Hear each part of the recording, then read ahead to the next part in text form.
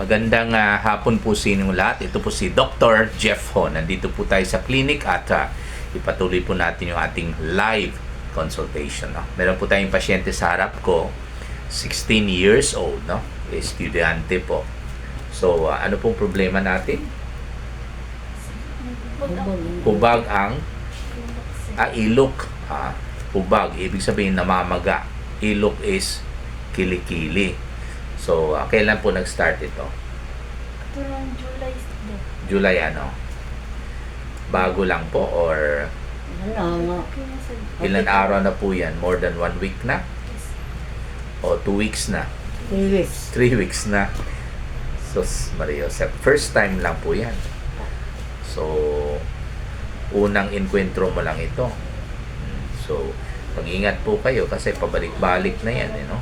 Okay, pero titinan ko muna, maaaring ano lang yan siguro, yung boil or pigsa sa Tagalog or matangtiki sa Bisaya, no? Pero sisilipin ko lang ulit, tingnan. Uy, okay, sige.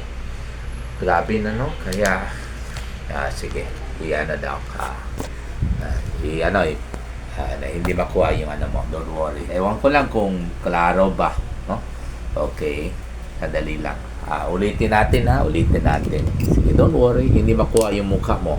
Sige. Yan. Yan, no? Ang laki. Okay. So anyway, okay, mahiya. Hindi nakuha yung mukha mo dito. So, kung nakita po ninyo, napakalaki na po. Siyempre, expected po natin yan kasi 3 weeks na po napabayaan. Okay, so yun po ang pigsa, no? Okay, tapos, ang umpisa sa pigsa is kung saan lalabas yung buhok, doon po papasok yung mikrobyo. Bakit nakapasok? Maaaring kinamot mo lang. So, konting gas-gas lang, pwede na po yan point of entry ng mikrobyo. Alam naman po natin yung kilikili natin, yung singit natin. Maraming mikrobyo po yan. Kasi po, mainit at saka mabasa sa pawis. Alam naman po natin, pag mainit at basa, masaya ang mikrobyo. Mabilis sila mag-multiply. Kaya, mas marami talaga tayong mikrobyo sa singit or sa kilikili at saka sa singit po natin. At pag kinamot natin, dahil nga Makati, siguro hindi po kayo naligo pag galing sa eskwelahan punas lang, hindi po pwede yan. Pag galing sa eskwelahan, huwag na kayo upo sa bahay, hindi po tama na kailangan magupo muna mga 10 minutes, 15 minutes kasi daw, baka pag diretso daw maligo, mapasmo daw or mabinat or mapanuhot. Ito yung mga terms sa Bisaya, no? Na magkakasakit, in other words, pag diretso ligo. Hindi po tama yan.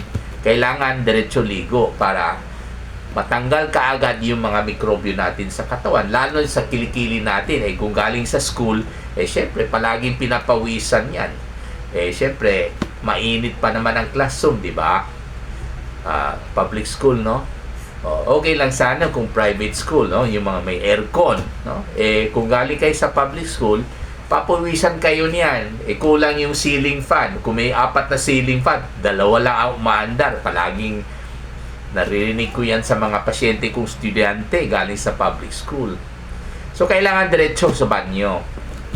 So, hindi po totoo na bawal maligo kaagad pag galing sa eskwelahan. Ang totoo, dapat maligo kaagad pag galing sa eskwelahan. Huwag na kayo uupo sa upuan ninyo sa bahay o huwag kayong maghiga sa kama ninyo kasi yung mikrobyo sa katawan ninyo lilipat sa upuan, lilipat sa kama. Balong delikado yung balat ninyo.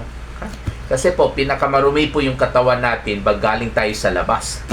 Lalo pag galing tayo sa mga public places. Of course, one of them is eskwelahan. Siyempre, maraming tao no? Okay?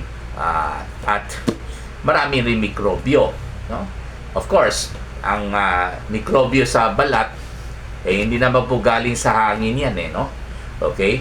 Pwede sariling mikrobyo niyan kasi nakatago sa kilikili kasi. Pero in general, mas marumi talaga yung balat natin pag galing tayo sa labas. Kasi dumidikit yung puso, galing sa tambutso, dumidikit yung alikabok, dumidikit rin yung mikrobyo natin, or mikrobyo galing sa hangin. At bukod dyan, pawis pa. Kaya kailangan, pagdating sa bahay, diretso ka agad sa banyo. Walang katotohanan na magkakasakit po kayo pag dumiretso kayo sa banyo at maligo. Yun po ang tama. Okay? So, hindi po totoo na madaling kayo magkasakit pag dumiretso kayo maligo. Okay? So, pag hindi kayo maligo kaagad, syempre, lalong dadami yung mikrobyo. Okay? Kasi mainit basa pa. So, yung iba naman, punas lang. Half bath lang daw, half bath.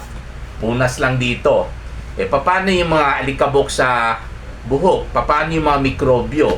Maraming mikrobyo nakadikit sa buhok Dumadaan yung hangin. Sama-sama yung mikrobyo. Lumampas yung hangin. Pero saan yung mikrobyo? Ayan, nakadikit sa buhok. Hindi man gaanong kalayo yung buhok at saka yung kilikili. Maaaring pwede bumababa yung mikrobyo or maaaring kakamutin mo yung buhok mo kasi makati. Kasi nga, hindi kayo maligo kaagad. Mamaya, kakamot ka naman dito. Siyempre, lilipat yung mikrobyo, pupunta naman dito. Okay? So, bawal kumamot.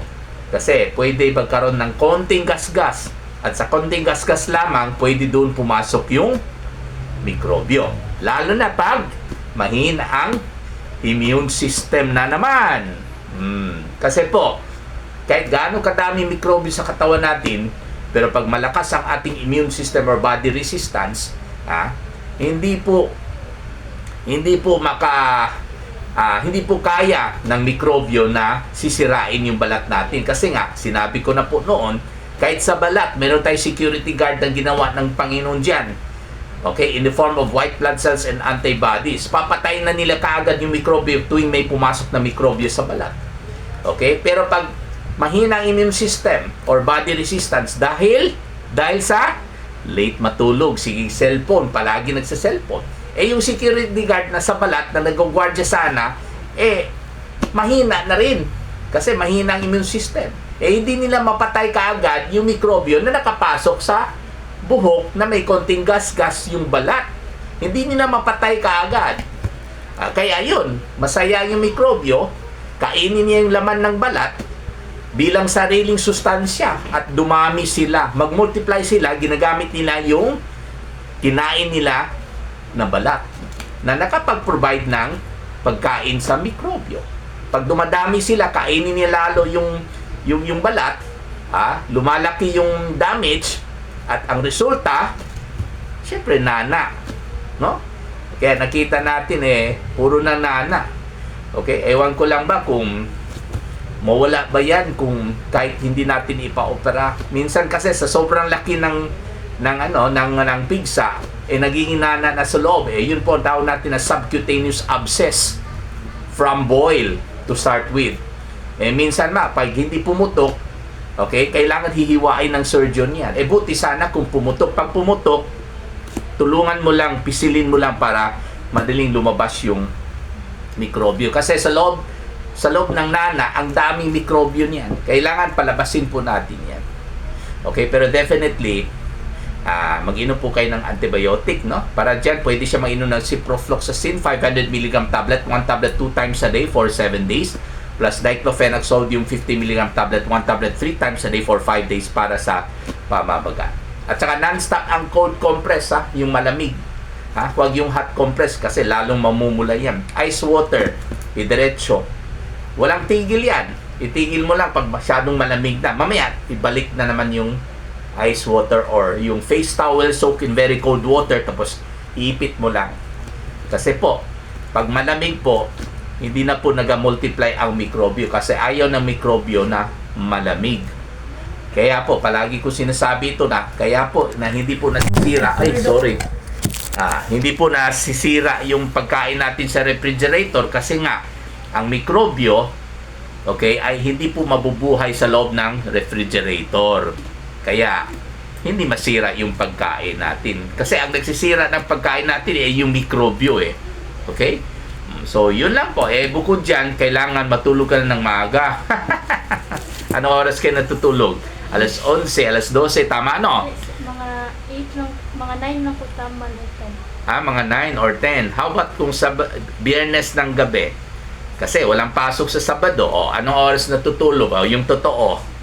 11. 11 na. Minsan, alas 12. Aminin mo yan. Ako, hindi pwede yan. Kaya po, sa yung konting oras na dapat matulog kayo at hindi kayo natulog, nako, manghina immune system. At pag yung oras na yun na pumasok yung mikrobyo, nako, talo ka na. Hindi mapatay kaagad yung mikrobyo ng security guard na nasa balat na ginawa ng nilikha ng Panginoon para sa atin. Ha?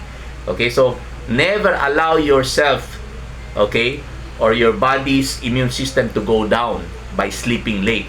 Huwag ninyong payagan yan kasi pasukan kaagad kayo ng mikrobyo at problema na naman, magkakakasakit naman po kayo. Ha? Okay? So, non-stop ang cold compress. Ha? Ano talagang umpisa niyan? Nag-shave ka or binunot mo? Buno. Bunot. Okay. So, okay pa sana yun. Nung hindi pa ka nagbunot, yung pull, no? Pull the hair. So, madalas ko sinasabihan ng mga pasyente natin na before kayo magbunot or mag-shave, kailangan hugasan yung sabon at tubig. After that, wipe it dry. Then, alcohol. After that, wipe it dry. Then, pwede na kayo mag-pull or mag-shave. Then, after pulling or shaving, hugasan na naman ng sabon at tubig ulit. Then, wipe it dry. Then, i-alcohol na naman. Then, wipe it dry. Yun ang tama. Hindi mo naman ginawa yun, no? Okay. So, pati yung puller at saka shaver, pakihugasan rin ninyo ng sabon at tubig. Then, paki-alcohol yung puller at saka shaver po ninyo. At ulitin ko po, ha? Matulog ka na ng maaga, ha? Kasi, baka matalo ang yung ating antibiotic sa mikrobyo. Remember, ang pagpatay ng mikrobyo, okay, ay hindi lang po nakasalalay sa antibiotic. Okay? Kailangan po, pati ang ating immune system. Bubuhay natin ulit. Ha? Okay? Sa pagtulog ng maaga. So, ang antibiotic at yung immune system natin, yung natural immunity na nilikha ng Panginoon para sa atin, okay, ay magsabay sila sa pagpatay ng mikrobyo. Ha? Okay? So, maraming salamat po.